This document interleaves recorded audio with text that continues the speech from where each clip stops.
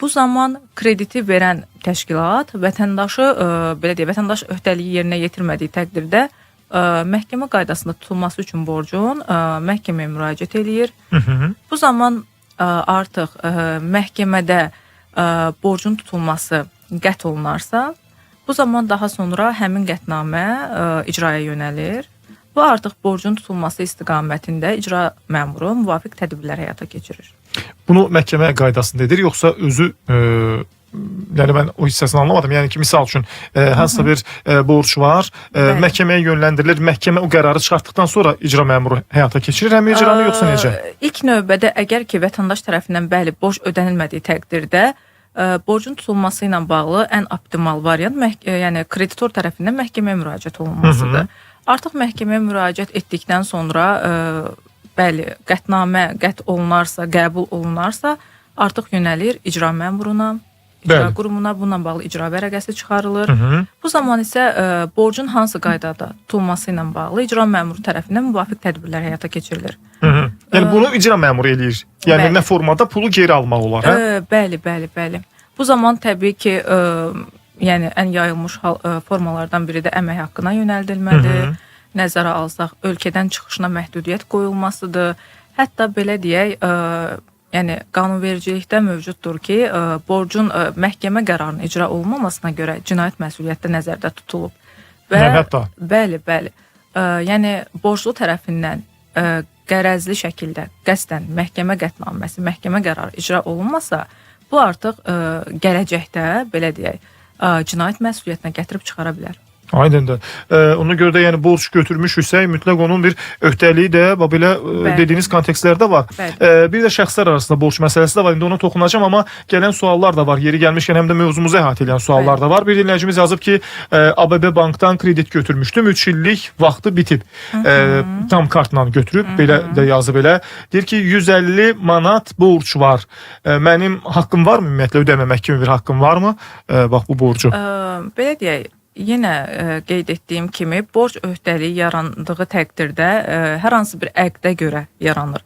Və əqd üzrə tərəflər bir tərəf həmin məbləği belə deyək təqdim edir, digər tərəf isə onu qəbul edir. Bu zaman artıq razılaşmaya əsasən belə deyək ödəməyi öhdəsinə götürüb. Sadəcə ödəmədiyi təqdirdə artıq 150 manat belə deyək, yəni bununla bağlı da müraciət oluna bilər təbii ki. Və sonunda belə deyək, ödəmə vəzifəsi borcunun üzərinə qoyula bilər. Yəni ödəməmək deyə bir haqqı yoxdur, belə anladıq ki. Yəni deyək ki, belə bir ödəməmək haqqın varmı, 150 manat borc falan qalıb. Yəni borc müqavilə üzrə öhdəliyini icra etməlidir.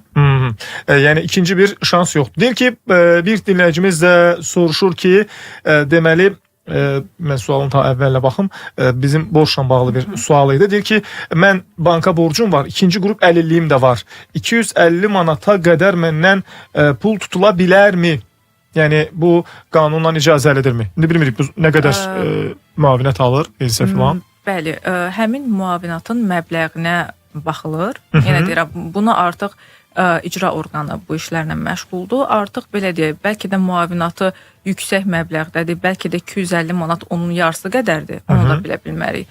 Əgər ki, yarısı qədərdirsə, bəli, tutula bilər. Ya bu qanunidir. Amma yarısını ötürsə, bu ötən hissəsi qanunsuzdur, düzdürmü? Yəni, çünki 50%-ə qədər tutulur. Bəli, tutula bilər 50%. 50%-ə qədər tutula bilər. Amma praktikada belə başa düşürəm ki, bəzən banklar o 50% həddini də keçirlər. Hətta deyək ki, icra məmurları deyək ki, 2 işi olur, fərqli icra məmuru işi icra eləyir və adamın müəyyən bir formada həm bir banka deyək ki, olan borcunu 50% tutulur. Digər tərəf də məsələn məlumatsız olur, o da ikinci bir tərəfdən...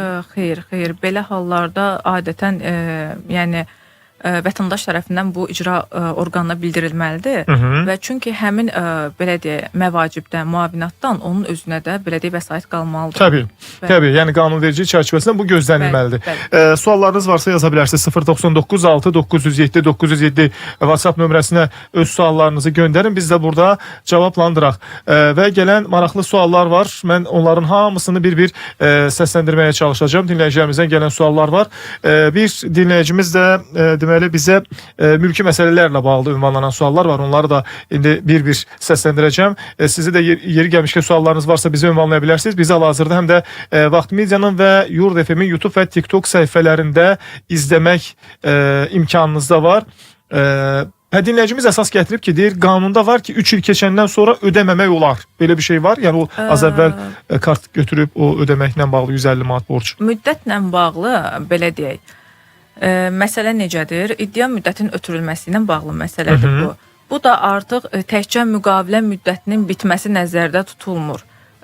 Ola bilər ki, müqavilə müddəti bitibdir, Bəli. amma müqavilə müddəti bitdikdən sonra ödəniş həyata keçiribdir. İddia müddəti sonuncu ödənişi həyata keçirildiyi gündən hesablanır.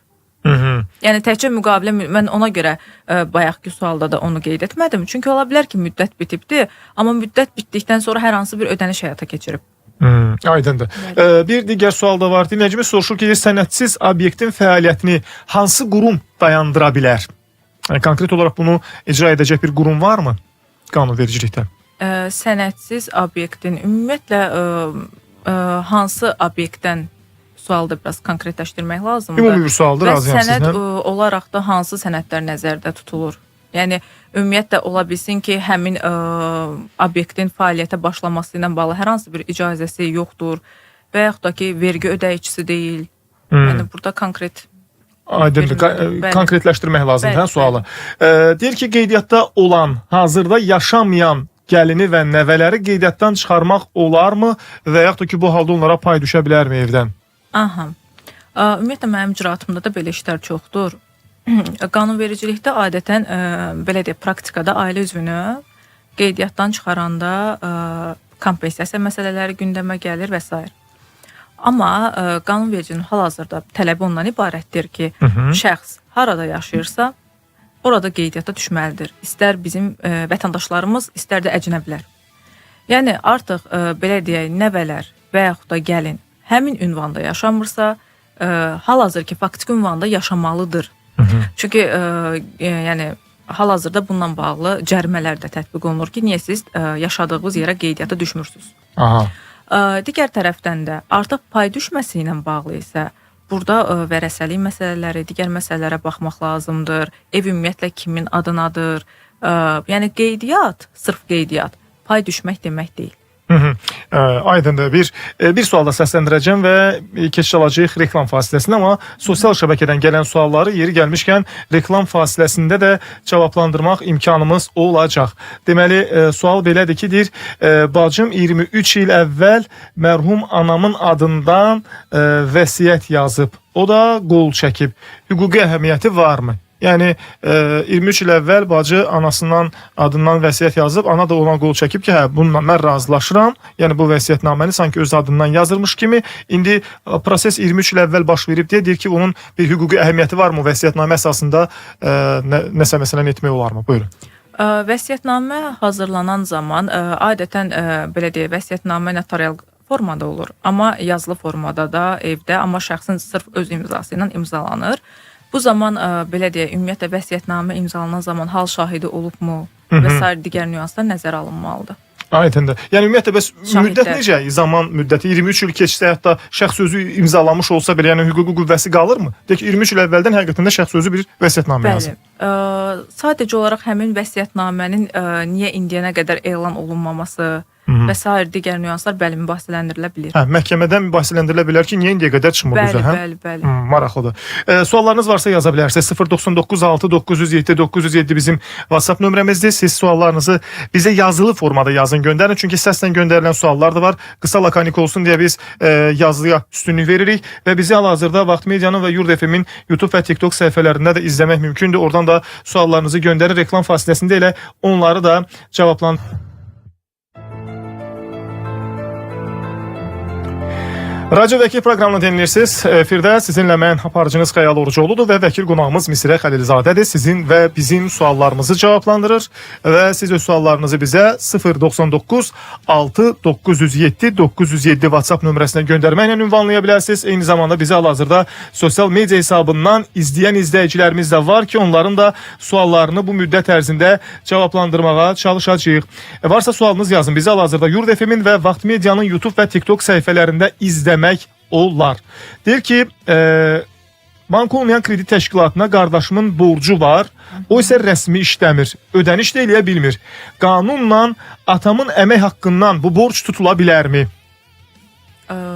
Xeyr. tutula bilməz. Xeyr. Belə deyək, zaminlik müqaviləsi yoxdursa təbii ki, tutula bilməz, xeyr. Belə deyək, o həmin əqd müqavilə, yəni qardaşı ilə Bokt arasında olan bir müqavilədir. Və hər hansı bir təminat zamini yoxdursa, xeyr. Heç bir öhdəliyi yoxdur və atanın da məvacibinə tutula yönləndirilə bilməz. Aydındır. Bir digər sual var. Dinləyicimiz yazıb ki, deməli, mənim deyir, ana babam evini mənə vəsiyyətnamə ilə verib. Mənə evi adıma, mən də deyir, evi adıma sənədləşdirmişəm. 3 ildən sonra deyir, evlənmişəm, indi ayrılmışıq. Biz yoldaşımla evi bölməliyikmi? 2 uşağımız var. Vərəsəlik qaydasında keçibsə, ümumiyyətlə vərəsəlikdir, bağışlamadır, bu formada əmlak keçibsə, xeyr, bu zaman əmlak bölünmür. Aydındır. Mən deyir, müqavilə əsasında texnikanı icarəyə vermişəm. Pulumu ala bilmirəm. Nə edə bilərəm? Texnikanı, burada artıq bir müqavilə var, icarə. Artıq belə deyək, indi burada aidiyyət məsələsi müəyyənləşməlidir. Hər bir halda, yəni bununla bağlı bütün sənədləri, faktları, sübutları toplayaraq məhkəməyə müraciət olunması labüddür. Və ümumiyyətlə icarəyə verdiyi şey geri ala bilərmi? Məsələn, pulu ödəmirsə? Əlbəttə ki, geri ala bilər. Artıq o müqavilənin şərtlərindən asılıdır ki, şərtlərdə var ki, hüquq və vəzifələr neçə gün ödənilməzsə artıq ya dəbbə hesablanır, ya cərimə hesablanır və yaxud da ki, neçə gün ödənməzsə artıq belə deyək, icarəyə götürən şəxs tərəfindən predmet geri qaytarılmalıdır. Bəli. Bir sual da belədir ki, deyir, birinci qrup əlil əmək qabiliyyətinin 81-100%-ni itirib. O aliment ödəməlidirmi? Yəni öhdəliyi varmı? Aliment uşağın mənafiyi nəzərə alınmaqla məhkəmə tərəfindən belə deyək, bununla bağlı qərar qəbul olunur. Bəli. Ödəməlidir. Yəni fərqi yoxdur, əlillik dərəcəsindən asılı olmayaraq ödəməlidir deyirsiniz. İndi bunu necə ödəyəcəyi artıq şəxsin üzərində qalan məsələdir. Artıq onu araşdırılması, həyata keçirilməsi məhkəmə tərəfindən həyata keçirilir. Aydındır. Vərəsənin bir müddəti bərpa olunmursa ona pay düşürmü yenə? Müddət bərpa olunmursa... Vərəsənin müddəti belə də yazıb sualı, bərpa olunmursa ona pay düşürmü? Artıq vərəsəlik həmin dövrdə açılmayıbsa, xeyr, həmin müddət ərzində müraciət olunmalıdır və yaxud da ki, bununla bağlı yenə deyirəm, məhkəmə qaydasında mübahisələndirə bilər. Artıq orada işin hallarına baxmaq lazımdır. Aydındır. Digər suallar da var. Dinləyicilərimizdən gələn bir digər sual belə ki, deyir ki, atamın adına torpaq sərəncamı var, evi ada keçirmişəm. Kimsə dildə razılıq verib. Bax, bu özü qanuni sayılırmı? Yəni, dildə razılıq vermək rəsmi bir növ sənəd hesabı, yəni razılıq hesabı olunurmu? Razılıq kim tərəfindən verilib? Yəni...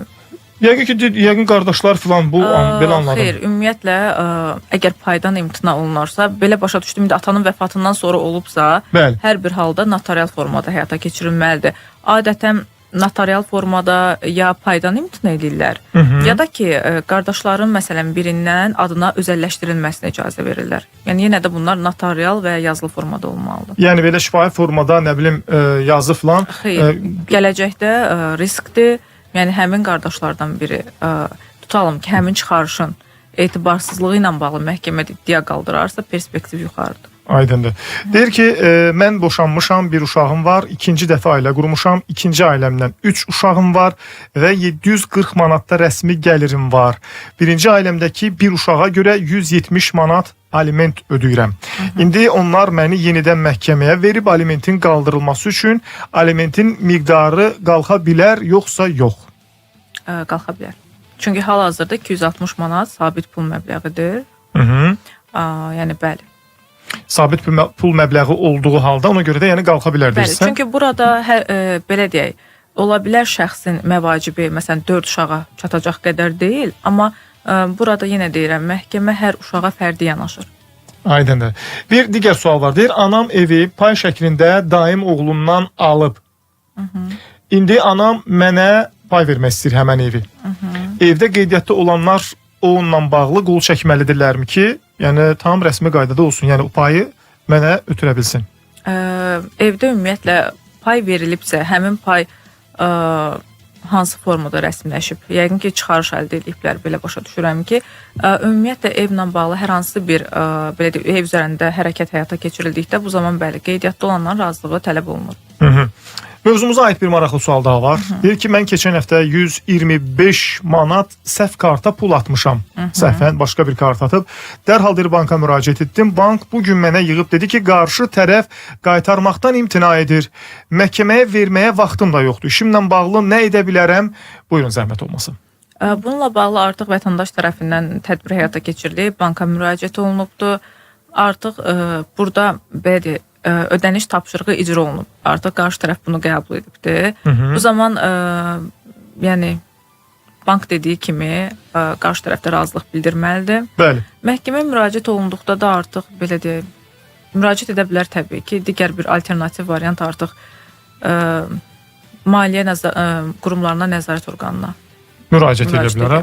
Yəni qaytarmama qarşı tərəfin bir haqqı var. Bunu bir növ əsassız varlanma filan hesab etmək olarmı? Deyək indi 125 manat düzdür belə. Əlbəttə ki, məsələn daha yuxarı bir məbləğ olsaydı, hardasa məhkəməyə müraciət olunmasına belə deyək, daha çox haqq verərdim. Bu zaman amma xırda məbləğdə və vətəndaş dediyi kimi, bu məbləğə görə də vaxtı yox və s.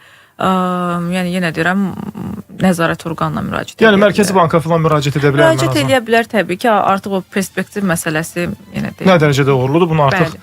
Bəli, belə məsələlər də var təəssüf ki. Deyir ki, bələdiyyə ərazisində ümumiyyətlə sənədsiz fərdi yaşayış evi mövcuddur. Lakin kommunal sahədə sayğaclar və ya ödənişlər edilir. Məhkəmə qaydasında həmən evə qeydiyyata düşə bilərəmmi? Ətrafda bir yaşayış sahəsidir və təhlükəli zona deyil. Buyurun. Hal-hazırda qeydiyyata bir ünvanda qeydiyyat düşmək üçün çıxarış tələb olunur. İlk öncə ümumiyyətlə həmin evə belə deyim, mülkiyyəti təsdiq edən sənəd alınmalıdır, çıxarış alınmalıdır. Daha sonra belə qeydiyyata düşə bilər. Amma indiki halda yox. Xeyr, dediyi kimi təsdiq edici sənədlərlə belə deyək, çıxarışın alınması mümkündür. Müəyyən prosedurları həyata keçirərək və yaxud da ki, məhkəmə yolu vasitəsilə. Bu təsdiq edici sənədlər nə ola bilər? Deyək ki, bələdiyyə sənədi təsdiq edici sənəd sayılırmı? Bələdiyyə sənədi xeyr. Yəni qeydiyyata düşmək üçün hal-hazırda faktiki olaraq çıxarış tələb olunur. Və yaxud da ki, məsələn, işıq, qaz, su sayğacı bunlar da təsdiq edici sənəd deyil. Belə deyək, qeydiyyatla məşğul olan qurum tərəfindən tələb olunan sənəd çıxarışdır. Aydındır. Deyir ki, baba rəhmətə gedib pay torpağı yaşadığı evdə qalan oğluna verilir. Bu qanunla yoxsa bölünür? Verilir qanunla, yoxsa bölünməlidirmi? Yəni prosedur necə aparılır? Baba rəhmətə gedib pay torpağı yaşadığı evdə qalan oğluna verilir qanunla, yoxsa bölünürmü? Qanunvericidə ümumiyyətlə məcburi pay anlayışı var ki, qanuni vərəsələr, birinci növbədə olan qanuni vərəsələr, belə deyək, vərəsəlikdən məcburi pay hüququna malikdirlər. Yəni əgər həmin ata tərəfindən hər hansı bir vəsiyyətnamə tərtib olunmayıbsa, artıq belə deyək, birinci növbədə olan vərəsələr tərəfindən məcburi pay alına bilər. Qanun üzrə vərəsələr. Qanun üzrə vərəsələr. Amma deyək ki, məsələn, ata-baba artıq rəhmətə gedib. Bu belə olan halda digər övladların da, onun övladlarının da vərəsəlik açdırmaq haqqı var, düzdürmü? Bəli, müddət nəzərə alınmaq şərti ilə hüquqları var və yalnız o halda bir nəfərin adına rəsmiləşə bilər ki, bayaqda qeyd etdiyim kimi notarial formada öz paylarından qardaşların xeyrinə imtina edə bilərlər. Ya da baba sağlığında onu kimisə adına keçirmiş olsaydı və ya bağışlasaydı. Bəli. Bir digər sual var. Deyir, məhkəmə qərar verib ki, müddət bərpa olunmasın. Ona bu halda pay düşürmü? Deyir, mən vərəsəyəm. Bu nə deməkdir? Yəni əl çəkmir. Az əvvəlki o vərəsə ilə bağlı müddət məsələsinin sualını davamlı yazır. Artıq məhkəmə də təmin etməyibsə, xeyr, heç nə etmək olmaz. Yəni məhkəmə də deyir, müddət bərpa etməyib. Aliment əldən ələ verilir, yoxsa belə digər formada? Yəni proses necə olur? Nağdsız formada. Nağdsız formada. Bəli. Yəni karta hesab açılır. Bəli, icra məmuru artıq bundan bağlı məlumatları bildirir. Artıq rekvizitləri ödənilir. Deyir ki, qonşu ilə deyir, ortaq hasarımız var və qonşu o ortaq hasarın üzərində icazəm olmadan 2 mərtəbəli ev tikib. Bu nə qədər qanunidir və ümumiyyətlə qanun çərçivəsində nə edə bilər qonşunun? Hasarın üzərində 2 mərtəbəli ev. Hasarın deyək ki, ortada bir hasar var. İndi həmin qonşu o hasarı da evin divarı eləyib. Oradan bir ev qaldırıb öz üçün. Qonşular narazıdır ki, sən niyə belə bir? Belə deyək, o hasarın hansı qonşunun mülkiyyətində olması, ümumiyyətlə birgədirmi? Belə başa düşürəm ki, birgədir. Birgədirsə müvafiq qurumlara bununla bağlı müraciət eləyə bilər. İcra Hakimiyyəti Qurumuna müraciət edə bilər, eləcə də bələdiyyəyə müraciət edə bilər. Yəni müvafiq qurumlara bununla bağlı müraciət eləsin ki, yəni faktiki mənim hasarımda ev inşa edib. Aydındır. Deyir, mənzil mülkiyyətçiləri məhkəmə qaydasında, və ya ki, məhkəməyə verə bilər ki, bəli, mənim ərazi, yəni onun hasarın bir hissəsi də mənə aiddir. Yəni bu hardasa müdaxilə kimi qiymətləndirilə bilər. Aydındır. Deyir, mənzil mülkiyyətçiləri müştərək cəmiyyəti xidmət göstərdiyi MTK sakinlərlə müqaviləsi vacibdirmi? Mənimlə deyir, müqavilə bağlamadılar. Mən 21 ay pandemiya dönəmində Moskvada olmuşam. Bir gün belə Bakıda olmamışam. İndi məni borca görə məhkəməyə veriblər. Qanunvericilik bu haqda nə deyir? Bununla bağlı bildirmək istəyirəm ki, ümumiyyətlə bu cəmiyyətlər tərəfindən bütün MTK-nın idarə olunması və digər səlahiyyətlər kommunal və s. yəni onlardadır və artıq hər hansı bir belə deyək, rəsmi bir sənəd olmadığı təqdirdə və yaxud da ki, razılaşma olmadığı təqdirdə, yəni əqd yoxdursa burada artıq perspektiv olmayacaqdır. Bu dinləyicimiz bizə bu sual daha əvvəl də göndərmişdi, amma vəkillərimizin ola bilsin ki, cavabı onu qane etməyib. Növbəti dəfə yenə soruşur və sadəcə məhkəmə perspektivini istəyir dəqiqləşdirsin. Deyir ki, deməli 30 ildən çoxdur məcburi köçkünlər, artıq keçmiş məcburi köçkün deyirik onlara, şəxsin evində yaşayıblar. 2018-ci ildə məhkəmə qətnaməsi var ki, köçkünlər evimi boşaltsınlar. Amma məhkəmə qətnaməsi bu günə qədər deyir, yerinə yetirilməyib. Mən deyir, onlardan evimdə yaşadıklarına görə kirayə haqqı və ya kompensasiya tələb edə bilərəmmi? Belə deyək, artıq bəli, çox belə işlər var ki, ümumiyyətlə icra qurumu tərəfindən dayandırılırdı bu işlər. Qanunvericilik istinad olunurdu məcburi köçkünlərlə bağlı. Hal-hazırda isə artıq bu işlər belə deyək, icra olunur. Təbii ki, hüququdur. Məhkəməyə müraciət etmək hər bir vətəndaşın hüququdur. Artıq müraciət edə bilər, əsaslandıra bilər. Hər iş belə deyək fərdidir, fərdi nüanslar var. Təbii ki, müraciət edə bilər. Mən bir nüansı da sizdən soruşum. İndi hüquqşünas olaraq siz öz fikrinizi bildirin.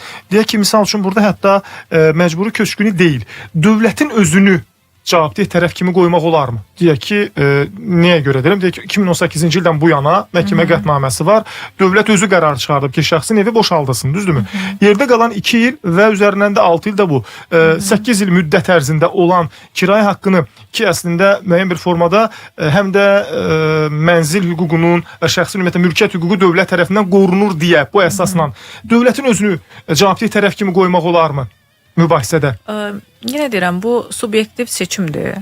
Yəni vətəndaş tərəfindən cavabdeh qismində yəni istənilən şəxs seçilə bilər. Amma artıq nə dərəcədə perspektiv olub-olmayacağını artıq hakim müəyyən edir. Ona görə siz məhkəməyə istənilən halda bir müraciət edin. Biz tövsiyə bu sizin haqqınızdır, hüququnuzdur. İcra qurumunun 3-cü şəxs qismində cəlb edə bilər, vəsatət qaldıra bilər. Aydındır. Bir digər suallar da var. Dinləyicilərimizdən gələn suallar fərqli kontekstlərdədir. Deyir ki, bələdiyyə verdiyi pay torpaq vergisi, deməli, pay torpaq vergisi zamanı veteranlar bundan tam azaddır, yoxsa qismən və ya güzəşt var? Yəni, söhbət müharibə iştirakçılarından gedir, veteranlardan gedir ki... Pay torpaq verilməsi ilə bağlı. Pay torpaq var və bu pay torpağa görə vergi ödənilməsi əgər tələb olunursa, soruşur ki, veteranlar onlarda güzəşt nəzərdə tutulubmu? Güzəştin nəzərdə tutulması ilə bağlı ümumiyyətlə hal-hazırda veteran yox, amma qazilərə münasibətdə bir çox güzəştlər nəzərdə tutulmuşdu. Həm evlə bağlı, həm digər sosial həyata bərpa ilə bağlı. Amma veteranlara münasibətdə sırf pay torpağının verilməsidir, vergilərdir. Yəni elə bir xüsusi sırf güzəşt xeyr. Yəni pay torpağının ayrılmasına bağlı isə də deyirəm. Aydındır. Xüsusən də verginin ödənilməsinə bağlı məsələdə. Bir dinləyicimiz də soruşur ki, sənəd verilsə, sonradan problem çıxsa, o sənədi geri götürmək olarmı? Söhbət torpaq sənədindən gedir. Deyək ki, bilməm, sənədi bilməm nə kimi problemdir bu. Sənəd, məsələn, imtina ilə bağlımı? Və yaxud ki, sənədi kim verir və hardan verir? Bunu zəhmət olmasa biraz detallı yazın ki, yəni söhbət hansı sənəddən və hara verilən sənəddən gedir söhbət, kimə verilib və nə kimi problem çıxıb ki, biz onu cavablandıra bilək. Mən deyir, ev almışam. Ev satan bir ay müddətdə evi təhvil verməli idi. məhkəmədə iddia qaldırdı ki, alqı-satqı müqaviləsi etibarsız sayılsın, evi ucuz satmışam. Maraqlıdır. Və mən də deyir, iddia qaldırdım ki, evdən məcburi çıxarılsın. Məhkəmə mənim iddiamı təmin elədi, qismən qarşı tərəfin iddiasını rədd elədi. Mənim iddiamı deyir, qismən təmin elədi. Belə başa düşdüm ki, qarşı tərəfin iddiasını da rədd elədi. Qarşı tərəf apellyasiyaya müraciət edə bilərmi? Çıxarış kommunallar mənim adımdadır artıq, asan xidmətdə isə alqı-satqı olub. Aydındır. Belə başa düşdüm ki, birinci instansiya məhkəməsi alqı-satqını ləğv etməyibdir və belə deyək, köhnə mülkiyyətçinin evdən çıxarılması barədə qətnamə qəbul edibdir. Ümumiyyətlə, apellyasiya vermək, apellyasiya şikayəti vermək, kassasiya şikayəti vermək, məhkəməyə müraciət eləmək, bu hər bir şəxsin hüququdur. Təbii ki, birinci instansiya məhkəməsinin qətnaməsindən 30 gün müddətində vətəndaş tərəfindən şikayət verilə bilər. Artıq işin hallarına baxıb, nə dərəcədə perspektivin olub-olmadığını artıq onu hakim müəyyən eləyir. Suallarınız varsa siz də yaza bilərsiniz. 099 6 907 907. Bu bizim WhatsApp nömrəmizdir. Suallarınızı ora yazıb göndərirsiniz. Bir də bizi sosial media hesabından izləyən izləyicilərimiz var. Hansılar ki, bizi hal-hazırda Vaxt Medianın və Yurd FM-in YouTube və TikTok səhifələrində izləyirlər. Girin, daxil olun. İstər Yurd FM olsun, istər Vaxt Media səhifəsi olsun. TikTokda və ya YouTube'da izləyin. Oradan da suallarınızı göndərin. Bir sual belədir ki, qeydiyyatda olduğu ünvanda yaşamadığını məhkəmədə necə sübut edim? Qeydiyyatda olduğu ünvanda onun yaşamadığını mən necə sübut edim? Hansı dəlillər əsas hesab edilir? Aydındır. Ümumiyyətlə, əgər yeni mənzillərdirsə, belə də yeni binalarda MTK-nın arayışını verə bilər. Məsələn, mən praktikamda olub da MTK-dan arayış almışıq. Digər tərəfdən qonşulardan imzası ilə müvafiq akt əldə edə bilər və ya da şahid ifadələri ilə. Ki, həqiqətən də şəxs deyir ki, bu ünvanda yaşamır. Bu keçərlidir deyirsiniz. Aydındır. Bir digər suallar var. Dinləyicimizdən gələn sual belədir ki, mən deyir, bank olmayan kredit təşkilatından pul götürmüşəm, gecikməm olub. Bank mənim evimi məhkəməyə verib, keçirdir öz adına və indi qalan pul az qalıb. Onun bütün borcunu bağlasam evimi geri qaytara bilərəmmi? Belə deyək, məhkəmə verib artıq. Hə. Və məhkəməyə verib, evi keçirdi, məhkəmə qaydasında evi keçirdi bank öz adına. İndi deyir ki, mən bütün borc ödəliyimi ödəyəndən sonra o evi geri qaytara bilərəm, evimi qaytaracağım. Ən azından məhkəmənin belə deyim, yekun bir qərarı olmasaydı, deyərdim ki, məsələn, bankla danışığa həyata keçirilsin və s. Artıq burada çıxarış alınıbsa bankın xeyrinə və bankın balansına götürmək deyirik. Həmin əmlak bankın balansına götürülübsə, bu zaman o artıq bankın mülkiyyəti sayılır. Bu zaman belə deyək də artıq evini yeni mülkiyyətçidən alma qaydası, satın alma qaydasında həyata keçirə bilər. Yaxşı, mən borc götürmüşəm. Tutaq ki, borcumu ödəmədiyimə görə bu bank buna sahiblənib, belə deyək. Mən də borcumu ödəyəndən sonra evimi niyə geri qaytarmasın ki? Baxın, burada iki nüans var. Belə deyək, borcu ödəmədiyi təqdirdə artıq məhkəməyə müraciət olunur və ipoteka ilə yük edilmiş əmlaka tutmanın yönəldilməsi ilə bağlı iddia qaldırılır. Artıq məhkəmə tərəfindən qətnamə qəbul edildikdə iş keçir icra mərhələsinə. Bəli. Artıq burada həmin əmlakın satılması, yəni hərraclar keçirilir müvafiq. Hərracına keçirilməsi ilə bağlı xüsusi qaydalar var. Artıq təklif olunur, belə deyək, həmin hərracda heç olmasa, belə deyək, vətəndaş tərəfindən əldə olunsaydı, çox vaxt elə olur ki, yəni hərracda vətəndaş tərəfindən alınmır, bank onu özü alır. Aha. Bəli. Və daha sonra bank həmin əmlakı əldə etdi. Çünki üstünlük hüququna malikdir də. Çünki onun xeyrinə yüklü edilir bax ipoteka ilə. Bu zaman həmin əmlak bank tərəfindən əldə edildikdən sonra balansa götürülür və həmin əmlakın götürülmə həcmi qədər də vətəndaşın borcundan silinmə həyata keçirilir. Və bu isə artıq həmin hərrac belə deyək mərhələsində vətəndaş tərəfindən götürülməyib, bank tərəfindən götürülürsə, bu zaman artıq bank belə deyək, onun mülkiyyətə keçirilməsi ilə bağlı müvafiq tədbirlər həyata keçirilir, çıxarış əldə edir. Orasını anladım, Misra xanım. Siz indi işin hazırki proseduru necə olur onu dediniz. Bəli. Amma məsələn mənim anlamadığım və deyək ki, bir vətəndaş olaraq, deyək ki, mənim tutaq ki, məsələn bankdan bir 50 min pul götürmüşəm və indi bu borcu ödəyə bilməmişəm. Deyək ki, 20 mini ödəmişəm, yerdə qalıb bir 30 mini. İndi 30 mini ödəyirəm. Bu müddətdə mənim də bank evimə tutaq ki, məsələn bir 60 minlik evimə gəlib sahib çıxıb ki, məhkəmə qaydasında indi bunun evindən ev satılacaq, o puldan öz müəyyən bir borcumuzu alaq. Mənim onlara olan borcumu alsınlar. Yaxşı, belə olan halda mən deyək ki, 30 mini də ödəyirəm. təzədəndən. Yəni bankın bir növ üzərimə götürdüyüm öhdəliyini qaytarmış oluram. Bank o halda mənim evimi qaytarmır mənə geriyə və ya ki o öhdəlikdən geri durmur. Baxın belə deyim, yenə deyirəm, iş üzrə yekun bu hərraclar keçir. Mən belə deyim, lap məhkəməyə bank müraciət etməyibdi. Hələ ilkin mərhələdədir, borcu ödəyir. Mən keçən dəfə də radioda qonaq olanda bildirdim. Bununla bağlı ilk növbədə həmin bankın özünə müraciət etmək lazımdır. Bankın güzəşt kredit komitəsi var. Bəli. Və sair var. Yəni müraciət edir vətəndaş. Bu zaman ola bilsin ki, yəni bank tərəfindən güzəştlər tətbiq olunur. Bəli. Aydındır. Güzəştlər desiniz tətbiq olunur. Amma indi burada bir digər nüans da var. İndi mən istəyirəm onu da dəqiqləşdirim çünki maraqlı məsələdir. Yaxşı, mən 50 min heç olmasa, onda madam ki bank mənim o 50 min borcuma görə 60 minlik evimi yükül eləyibsə, onda heç olmasa mənim ödədiyim pulu geri qaytarsın ki, evi verirəm. Sən heç olmasa mənim o verdiyim 20 mini qaytar. Misal üçün deyirəm. Bu halda mümkündürmü yəni? Baxın, iki tərəf arasında müqavilə var. Yəni həmin müqavilə şərtlərində adətən ipoteka, orada gün, müəyyən müddət olur ki, yəni müddət ərzində öhdəlik yerinə yetirilməzsə, bank tərəfindən məhkəməyə müraciət oluna bilər və s. Bunu da hər iki tərəf, hətta bəzən olur ki, ipoteka qoyanla kredit borcu götürən fərqli insanlar olur. Bəli. Üç tərəf bunu imzalayır. Ümumiyyətlə, belə deyək, praktikada necə olur? Tutma əmlaka yönəldilibsə, tutalım ki, vətəndaş tərəfindən 50 min borc götürülübdür, onun 20 mini ödənilibdir. Evdə 30 min borcu qalıb. Amma ev satılır 60 minə, tutalım ki. Bəli. 60 minə satılırsa, bunun 30 min borcu silinir, zaten 30 min bunun özünə qaytarılır. Yerə qalanı qaytarılacaq deyirsən? Yəni, belə deyək, ev tam həcmdə, belə deyək... Yüklənmir. Tam bilsiz necədir? Yəni evin tutam ki, vətəndaşın 20 min borcu qalıbdır. 20 min borca görə bank məhkəməyə müraciət eləyir. Amma belə deyək, ev hərracından əldə olunur 60 minə. Belə deyək.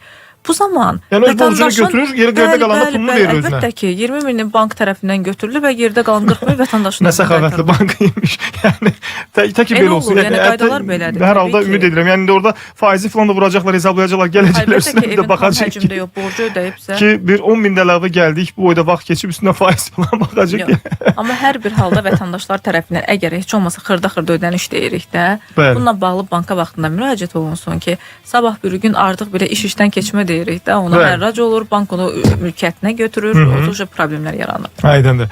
Bir sual da oxuyacağım. Deyir ki, XDS-nin kağızı var. XDS bilməm hansı qurumdur bu yazıb dinləyicimiz, amma nə yalan deyim, tam da bilmədim hansı qurumdur. 1991-ci ilin yox, XDS-nin deyir kağızı var. 91-ci il kağız bələdiyyə torpağı vermir deyir. Çay ətrafıdır deyə balansdan çıxıb. Yəni belə anladım ki, soruşur ki, bu sənəd keçərlidir yoxsa yox. Sualı yazmayıb, amma mən də sual formasına saldım.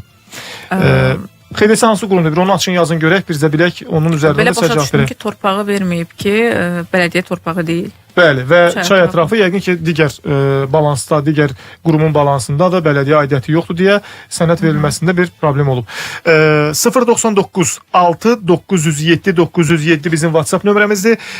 Bu sualı da səsləndirib keçid alıram reklam fasiləsinə, amma yeri gəlmişkən bizə sosial şəbəkədən yazılan sualları ilə reklam fasiləsində də cavablandırmağa çalışacağam. Xalq Dövlət Soveti belə. Yəni o vaxt, yəni SSR dövründən qalan bir qurumun adıdır belə. Bax, onun sənədi var və belə bir şey verməyib. Yəni sənəd verməyib ki, bələdiyyə torpağı deyil. Burada məncə sənədlərə baxmaq lazımdır. Yəni o dövrün çoxdanıncı illərdən burada söhbət gedir. 91 və daha da. Yəni həmin dövrün sənədlərinə baxmaq lazımdır. Və ola bilər ki, qanunvericilik ilə bağlı məsələlərdə müəyyən bir detalları da araşdırmaq lazımdır. Həm dəyişikliklər çox olur. Bəli. Digər suallar da var. Deməli, bir dinləyicimizin də göndərdiyi sualı oxuyuram. Deyir ki, mənim ev hərracda qanunsuz satılıb, hərracın ləğvi ilə bağlı məhkəməyə müraciət etmişəm. 25 mayda məhkəm olacaq. Müvəqqəti təminat tədbiri almışam. 21 apreldə evin özgələşməsi barədə. Lakin buna baxmayaraq may ayının 6-sında hərrac qalibi çıxarış alıb. Mən nə etməliyəm? Artıq belə deyək, müvəqqəti təminat tədbiri veribsə, qeyd etdiyi kimi çıxarış alına bilməzdir. Bununla bağlı həm belə deyək, yəni çıxarışın etibarsızlığı ilə bağlı məhkəməyə müraciət etsə, belə deyək, ümumiyyətlə perspektiv yuxarıdır, o çıxarış ləğv olunacaq. Çünki belə deyək də artıq MTT verilən dövrdə verilib. Aydındır. Ona görə də siz müvəqqəti təminat, ona MTD deyir vəkillər, hüquqşünaslara. Bax o tədbiri almısınızsa, bu sizin xeyrinizədir. Yəni perspektiv var ki, onu ləğv etdirəsiniz. Təbii ki, çünki qadağan olunubdur artıq. Aydındır. Reklam fasiləsinə ayrılacağıq, amma sosial şəbəkələrdən gələn suallar var. Heç yerə getmirsiniz. O sualları Vaxt Medianın TikTok səhifəsinə gələn sualları oradan da cavablandıracağam.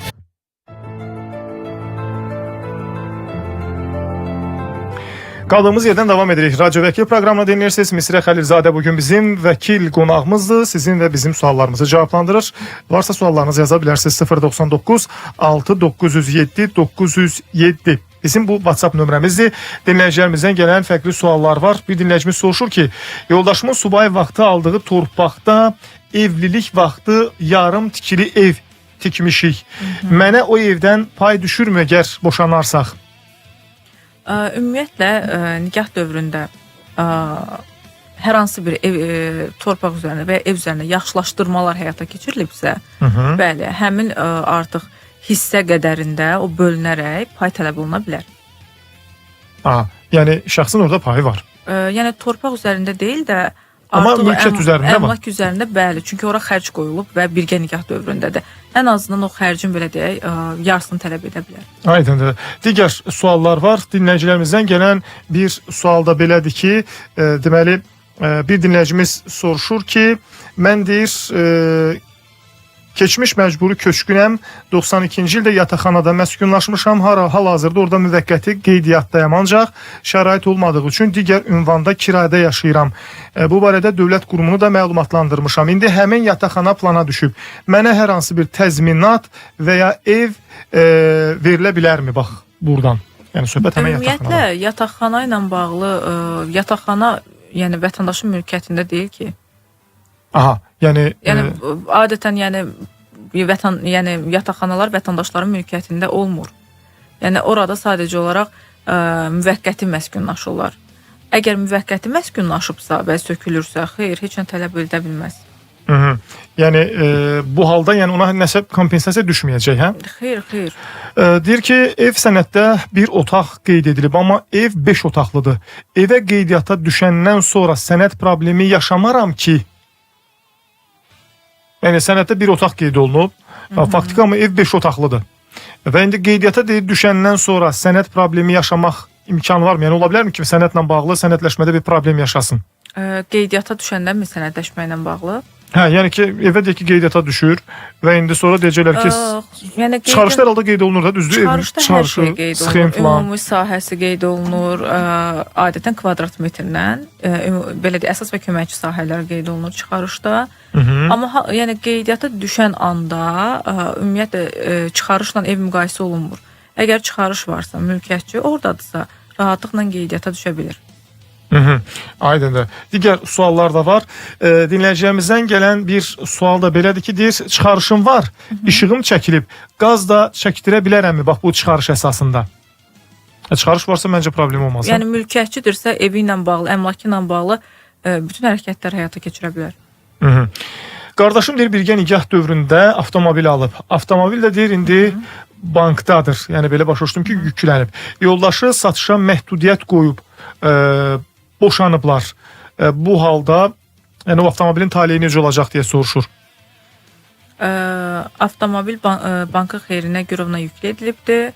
Həm də boşanırlar. Belə olan halda avtomobilin taleyi necə olacaq ümumiyyətlə? Belə deyək, əgər ki, belə deyək, həyat yoldaşı tərəfindən avtomobilin satışı ilə bağlı artıq bir qərarı var. Belə başa düşdüm ki, bu zaman bank tutma yönətsə belə artıq məhkəmə qərarı mövcud olduğu üçün onunla bağlı hissələr artıq dayanacaq. Yəni burada bəy ilə bağlı hissələr dayanacaq, yoxsa bu birgə nikah dövründə olan əmlak deyə elə hər ikisinə aid olacaq ümumilikdə? Birgə nikah dövründə ümumiyyətlə əldə olunan avtomobil də belə deyək, hər iki tərəfə bərabər şəkildə bölünür. Burada bir nüans var ki, sadəcə bankın xeyrinə, girovuna yüklü edilir. Burada artıq belə deyək, xeyrinə yüklü edilən bir qurum var. Artıq borc ödənilmədiyi təqdirdə nələr olacaq? Necə olacaq? Artıq yəni avtomobilə yönəlmə hissəsində çətinlik yaşanacaq. Onu demək istəyirəm. Çünki bununla bağlı bir qərar var. Amma bəyə münasibətdə artıq belə deyək, bu qərar ona görə də olub ki, yəni bank tərəfindən belə deyək, maşın mülkiyyətə keçirilib də borcdan silinmə və s. ilə bağlı mən belə başa düşürəm ki, bu qərar. İndi də boşanırlar. Deyək ki, xanım, deyək ki, iddia qaldırsa ki, maşının, avtomobilin yarısı mənədir, mənə nə o borcdan, misal üçün deyib. Yox, qərarın ləğv olunmasına bağlı yenidən müraciət edə bilərlər məhkəməyə. Bir digər sual var. Deyib, nikah dövründə anamgil mənə ev aldı. Sonra evi geri aldılar anamgil. Evi bir il sonra isə, yəni geri alıblar şəxsdən. Bir il sonra isə deyir, boşandıq. Yəni, həyat yoldaşıma deyir, o evdən pay düşə bilərmi? Nikah dövründə anamgil deyir, mənə evi aldılar, sonra evi məndən geri alıblar. İndi bilməm, bu rəsmi qaydada olub, yoxsa şifahi formada olub? Burada iki nüans var. Bağışlamanı ləğv edibsə, artıq ümumiyyətlə bağışlama ilə, hətta geri almasa belə verilən əmlaklar bölünmür. Düzdür, orada müəyyən nüanslar var. Yəni, burada belə başa düşürəm ki, adətən biz belə danışaq ki, şəxsin özünə, qızın özünə verilibdir. Qızın özünə verilibsə, bağışlanıbsa, hətta geri alınmasa belə, yəni bölünmür. Aydındır. Bir sual da var. Dinləyicimiz soruşur ki, deyir, atam evi qardaşıma bağışlayıb, 9 il olar. Çıxarışla da adındadır. Mənə indi o evdən pay düşə bilərmi? Ata evi şəxsin qardaşına bağışlayıb, üzərindən də 9 il keçib və indi deyir ki, o evdə mənim pay hüququm var. Artıq müddət ötürüldüyü üçün, yəni burada hər hansı bir perspektivdən söhbət gedə bilməz. Artıq gecdir, hə? Bəli, bəli. Aydındır. Digər bir sual da var. Bizdə deyir, aliment azaldılıb, ancaq təminat verilib, qərar çıxmayıb. Qərar belə olan halda neçə günə çıxır adətən? Ümumiyyətlə, qətnamə və ya qərar həmin anda elan olunur. Hakim müşavirədən qayıtdı, qət olunan hissəni, qərara alınan hissəni elan edir. Amma qərarın qətnamənin hazırlanması artıq elə olur 1 həftə, 2 həftəyə qədər, yəni bu müddət çəkir. Deyir ki, dinləyicimiz soruşur ki, BT-dən imtina gəlib, səbəb sistemlərində olmaması göstərilib. 94-cü ildən kənd təsərrüfatına yararsız tikintiyə uyğun ərazi kimi vətəndaşa verilib. Bələdiyyə sənədi var. Xəbərlərdə oxuyuruq ki, sənədləşdirmələrlə bağlı yeni qaydalara görə köməklik göstərilir. Nə edə bilərik? Məhkəmə yoxsa yenidən müraciət? Məhkəmə ümumiyyətlə nə qədər vaxta qədər zaman alır? Buyurun. Məhkəmələrlə bağlı, belə deyək, imtina veribsə artıq inzibati işlərlə bağlı, bəli, biraz məhkəmə uzanır. Həm yəni biraz müddət iş çoxluğundan bəli, yəni müddət uzanır. Müşahidələrimiz buna əsaslanır. Sadəcə olaraq, yəni hər bir halda bu qəbildən olan işlərdə məhkəməyə müraciət olması məqsədə uyğundur. Deməli, mən deyir günəmuz işləyirəm. Bir topdan satış yerində belə başa düşdüm. Mən bir tanışa zamin durub mal verdirdim və həmin adam isə pulu gətirib ödəmədi. Və mənə deyir, sənə görə verilib, mən nə edə bilərəm, mənə bir yol deyin. Adam toy üçün mal alıb, rayon yerində əl yazma faktura verilib, zamin də mən durdum. Mənim tanışım idi. İndi deyir, həm toy ödəmədi, yəni borcu yaranıb və deyir ki, pulum yoxdur, nə edə bilərəm. İndi belə olan halda, yəni şifahi durubsa zamin, şəxsi bir öhdəliyi varmı? Hər hansı bir hüquqi məsuliyyəti demək olar ki, istisna edilir. Yəni burada ola bilər indi borcla bağlı, əgər hər hansı bir indi rayon yeri də olsa, əl yazma yoxdursa ki, mən zamin dayanmışam, bəs mən ödəyəcəm, bu halları istisna edirəm. Amma digər şəkildə şifahi formada həmən zamin dayanmışam, onu artıq məhkəmədə yəni sübuta yetirmək çox çətin bir məsələdir. Bir sual da var, deyir ki, atası torpağı satır, qızı qol çəkməyə razıdır, amma qızının yoldaşı qoymur. Yəni şəxsin belə bir hüququ var mı? Məsələn, icazə verməsin ki, qaynata torpağı satsın, xanımına deyir ki, yox, sən qol çəkmə. Belə bir öhdəlik və... Bu ər-arvad arasında olan şəxsi məsələlərdir. Artıq bizə burada maraqlı olan hissə qızın iradəsidir. Çünki yəni, o imza çəkməlidir. Artıq onun bu və ya hansı səbəbdən imza çəkməməsi onu yəni, nəsə deyə bilmərik. Deyir ki, bu dinləyicimiz sualı daha əvvəldə göndərmişdi, mən oxumamışdım. Deyir ki, 500 manat məbləğində Manatodan pul götürmüşəm. İndi olub 900 manat 55 gün içində. Belə başa düşdüm ki, ödəməkdə problem yaranıb. Ödəməsə nə kimi onun öhdəliyi yaranır? Belə deyək, 500 manat götürüb orada artıq müqaviləni elektron formada artıq elə müqavilə bağlanır. Bəli, sima ilə imzalayanda artıq belə deyək, müqaviləni imzalamamış onun şərtlərini oxumaq lazımdır. Şərtlərini oxuduqda artıq hansı faizdən günlük, illik, aylıq orada görəcəkdir. Bu zaman təbii ki, artıq 900 manat olubsa, əgər faizlərdən razı deyilsə, özü müraciət edə bilər məhkəməyə ki, məsələn mən bu qədər faizdən götürməmişdim, bu qədər faiz hesablanıbdı. Və yaxud da ki, BOQ tərəfindən yəni yenidən rəsmi qaydada borc tələb olunacaqdır. Təşəkkür edirəm sizə. Çox sağ olun. Bir xeyli suallarımızı cavablandırdınız və bir saat ümid edirəm ki, sizi yormadı. Xeyr, xoş oldu. Mən özümün də sosial şəbəkə hesablarımda həm bildirirəm, mətbuatda da, podkastlar da çəkirəm ki, vətəndaşlar həqiqətən maariflənsin, çox önəmlidir. Bu kimi layihələr nə qədər çox olsa, o qədər yaxşı olar. Çox sağ olun Misra xanım, minnətdarıq sizə. Necə də bütün dinləyicilərimizə. Radio Vəkil proqramında bugünkü vəkil qonağımız Misra Xəlilzadə idi və sizinlə mən Xəyal Orucoğlu idi. Sabah eyni vaxtda yenidən eşitdirmək ümidi ilə sağollaşıram. Amma suallarınız qaldısa mütləq sabah eyni vaxtda yazın, göndərin. Biz cavablandırmağa çalışacağıq. Nömrələrimizi bilirsiniz. Bilməyənlər üçünsə bir daha sonda xatırladacağım. 099 6 907 907 bizim WhatsApp nömrəmizdir. Bugünlük bu qədər. Eşitdirmək ümidi ilə hələlik.